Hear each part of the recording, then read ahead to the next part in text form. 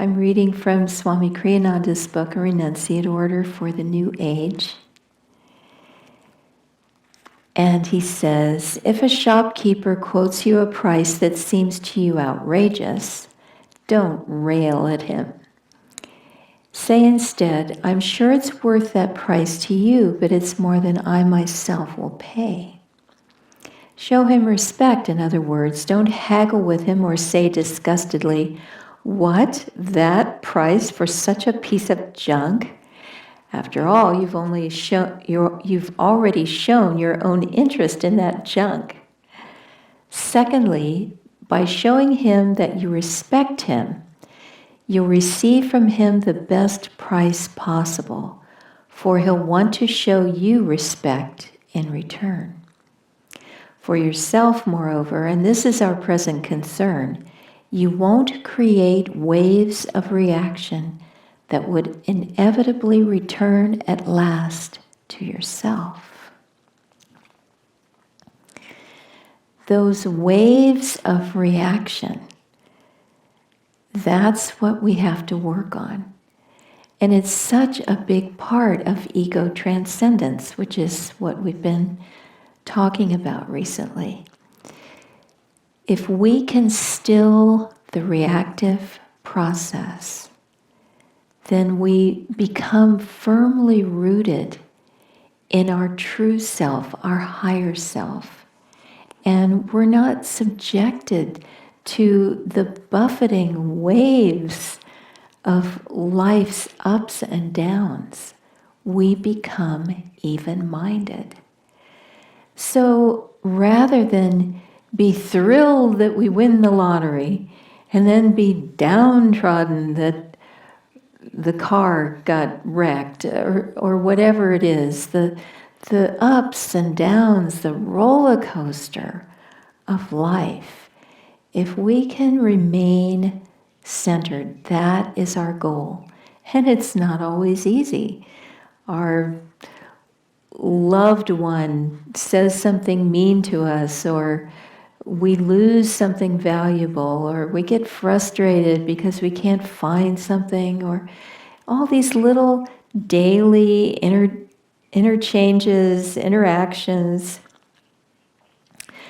It's part of life. People have a bad day and they say something strange, or they don't show up when they're supposed to.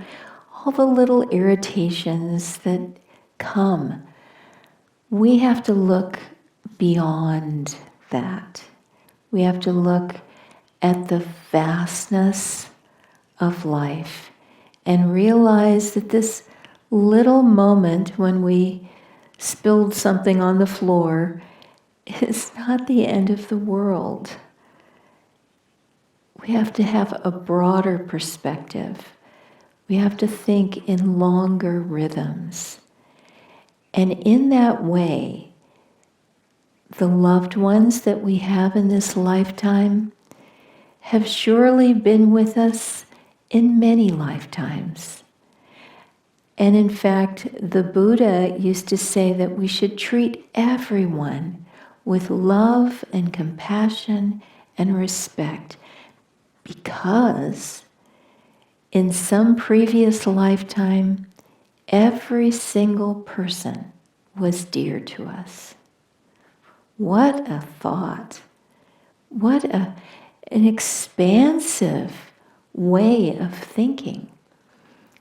Every little person that we bump into in the grocery store has been dear to us in a past life.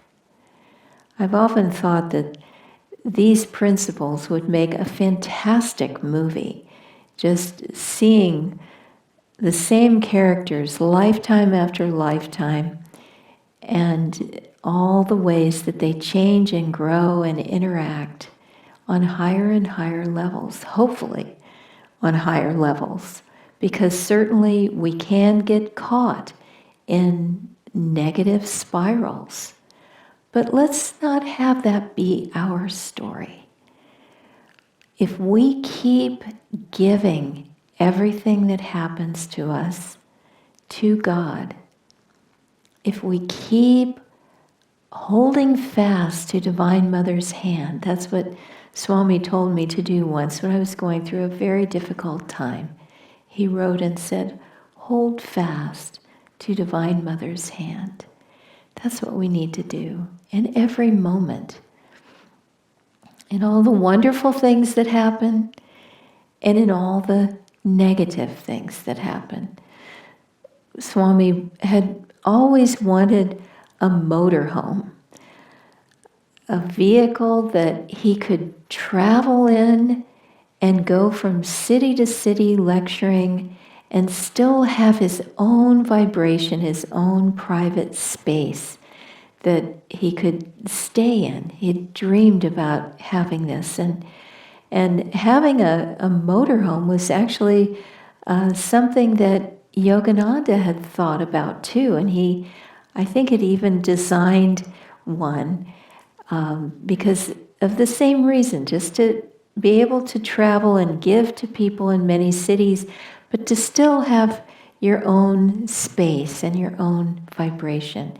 Well, finally, Swami did have this. He had a very large motorhome and took a group of us singers and helpers around the country, up into Canada, throughout Canada, down the East Coast, and just made a big loop all around the country. This was in the late 70s, and I was one of the drivers of this big motorhome.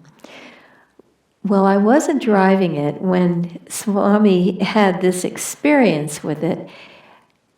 The driver had thought that he'd put it in park, but he hadn't. It was in neutral, or still in drive, I guess. And so it was moving very, very, very slowly, imperceptibly slowly. And Swami was in his sleeping area in the back, and he was up on one knee trying to grab something off of a shelf, and the motorhome hit a brick wall. Not going very fast at all, but it was enough to throw Swami down onto the floor, and he broke a finger. And he said, as he realized what had happened, he laughed and laughed because he realized that he had wanted this motorhome. He had wanted to have this thing that he thought would bring him happiness, and it had to be balanced out by a negative. And so he laughingly accepted that he broke a finger because it was the karma of desire. A good has to be balanced with a not so good. In fact, there is a spiritual holy man in India whose name was Brother Zero because he was very consciously working on keeping it balanced, keeping the slate clean, no desires, no negativity, everything balanced out, perfectly even. And we should strive for that too, to not react, to get rid of that reactive process, no matter what happens, to stay centered in the self.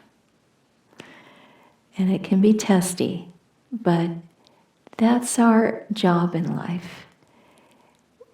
To view things that come to us as a test, not something to be shrunk from, not that kind of a test. Oh no, not a test. To go, yes, a test. Let me try and see where I am. How much have I really learned? What do I know of this subject? That's how to approach a test. With joy, with energy, with enthusiasm. Okay, let's see. So to say to life, I am ready. I accept. Let's work. Because I want to become free.